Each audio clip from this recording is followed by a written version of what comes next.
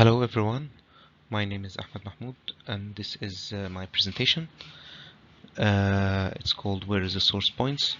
This is a brief presentation on how to utilize the genetic algorithm and artificial neural networks to optimize the source location when solving the method of fundamental solution.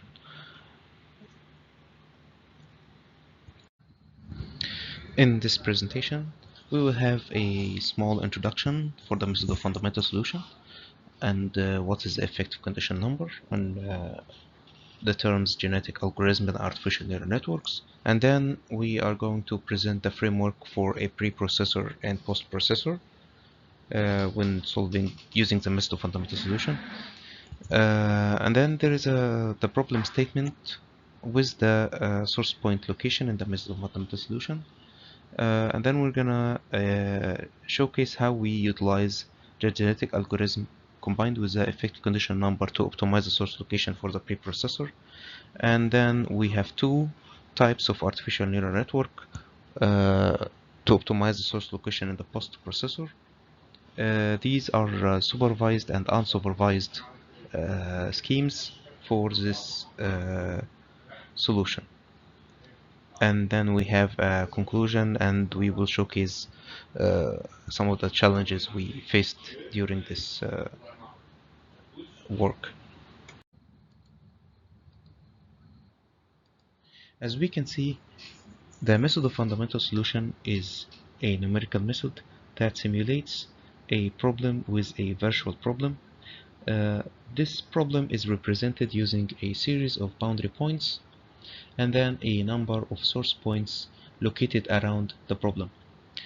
This virtual problem is in infinite domain, and this is the solution for the equations for displacement and traction that's in 2D elasticity.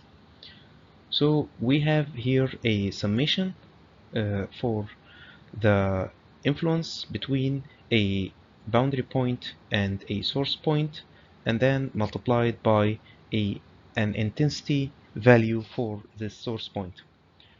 Then we integrate over the domain load like we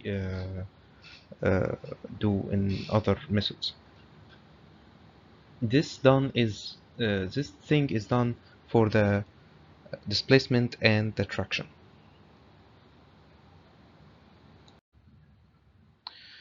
So we have the equations for the displacement and the traction.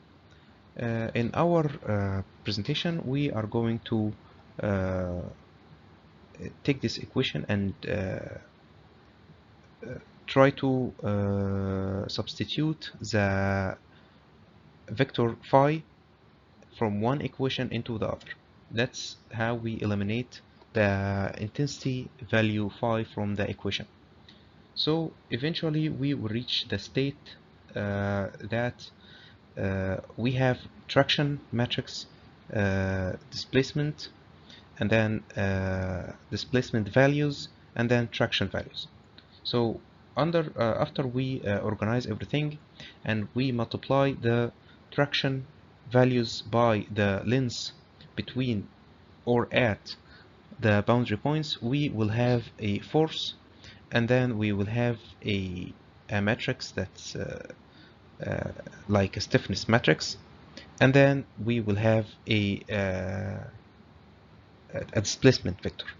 So this is will be represented as such: a force vector, and then a stiffness matrix, and then a displacement vector. And then we have the domain load of effect. So this equation eventually reached the state that it's in the form of A of x equal b. The second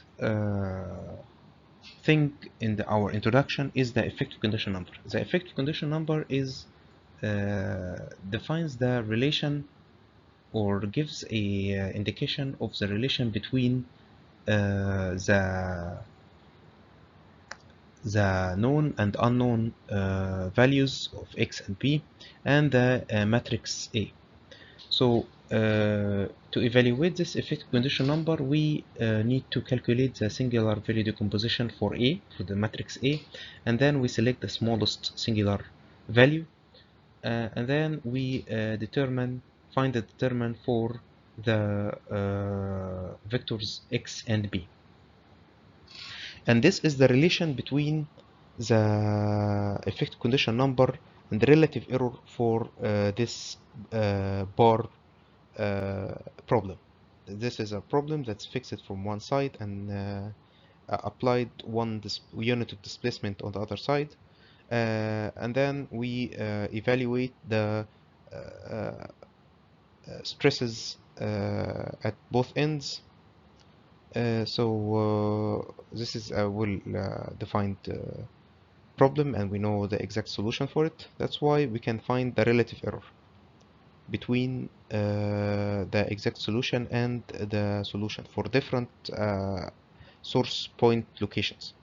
And then we evaluate the effective condition number. We can clearly see that there is a strong relation between the effective condition number and the relative error. Using this knowledge, we can try to optimize or minimize the relative error in any problem using the effective condition number, knowing that this effective condition number does not know the shape of the problem. It's related to the parameters of the problem, but it does not know the exact solution, or it does not relate to the exact solution. That's how we can relate the exact solution using the effective condition number without knowing the exact solution, and this is what's going to be presented further on. Finally, we have the genetic algorithm and the artificial neural network. The genetic algorithm are a computational optimization technique which generates number of generations and then optimizes a problem using a mutation and a crossover and selection. This crossover and mutation gradually improves the solution until you find the best solution over successive generations. The artificial neural network is a computational model. It has several layers and neurons, and the artificial neural network has an optimization scheme and has a loss value parameter or methodology, and then by optimizing the neurons between the layers, the artificial neural network can mimic or detect pattern recognition or prediction, or even in decision making. In our framework, we split the operation into a preprocessor and a postprocessor. The preprocessor solves Ax equal b, that's calculated from equation 1 and 2. After knowing the boundary values, we utilize the known boundary displacement and boundary tractions to evaluate the phi vector, and then after we have known the phi vector, we can evaluate the domain values.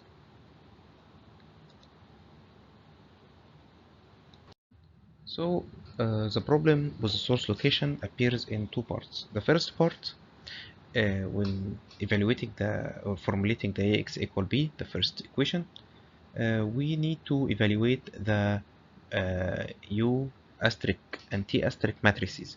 These are dependent on the location of the source point without the value of the source. Changing the location of the source point will eventually change the condition for the matrix A, and then change the effective condition number. For the post processor, after we have evaluated all the displacement and tractions on the boundary, we evaluate the phi vector. So evaluating this phi vector is dependent on the location of the source points. So we have the location of the source point affects the preprocessor and the post-processor. For the preprocessor, we use genetic algorithm. First, we set the parameters for genetic algorithms. That's the number of generations, the ratio for parent selection, the crossover, the mutation, etc. And then we run the genetic algorithm to maximize the effective condition number. Every time the genetic algorithm generates a new generation of source points. And then we solve the preprocessor using these source locations that provided by the genetic algorithm. And then we evaluate the effective condition.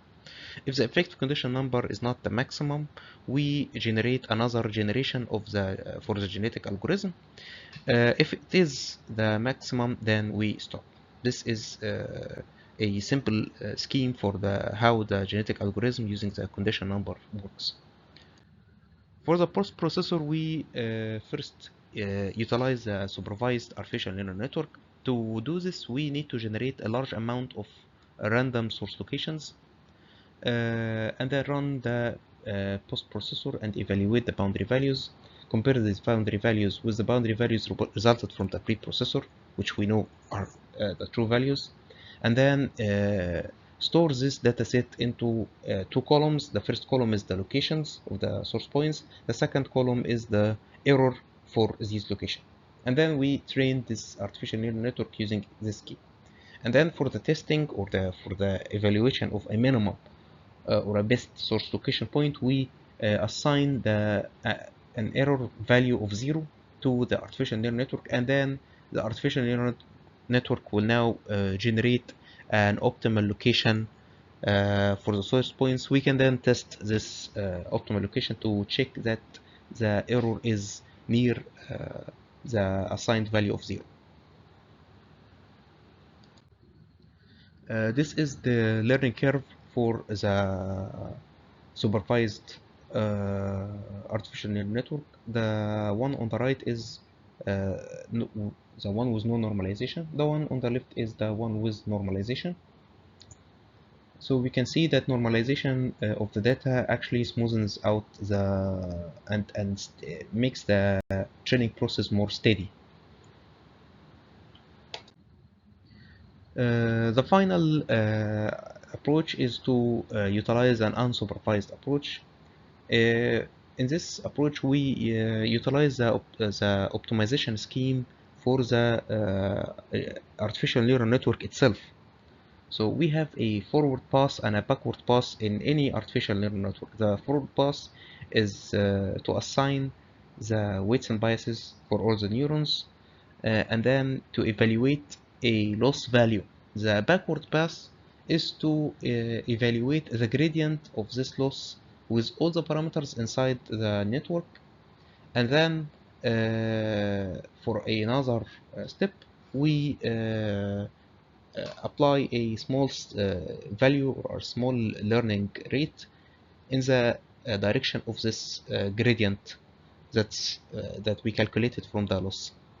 So here we have this done, but using the post-processor within the network itself. So we generate the architecture for the neural network and start the fitting operation. We collect the proposed source location, which is not correct, which is not the optimal from the network, and then we evaluate two things. The first thing, we evaluate the result for this source point location. The result here means the boundary values that we have already known the true or the right values for. And then we evaluate the gradient for all the source points, which means we go over the source points and we apply a small displacement at both directions, and then re-evaluate the boundary values.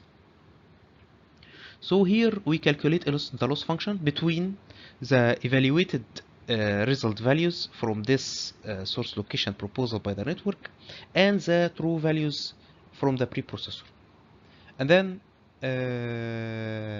when we apply to a minimization scheme, that's optimization within the network for the loss function, a gradient is calculated for all the weights and biases in the network using the gradient we evaluated from the post processor, and then we optimize the network parameters.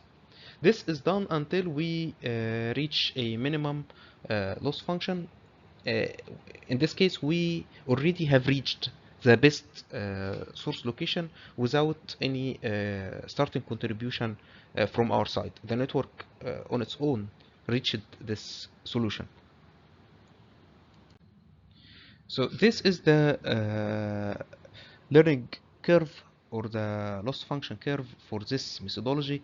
It's really rough, and this is only a starting point. I mean, but it shows it's going down with more iterations, and it stabilizes over the iterations. This presentation demonstrated the functionality. However, we need fine-tuning to the aspects of genetic algorithm and the artificial neural network to improve the solution quality. Thank you.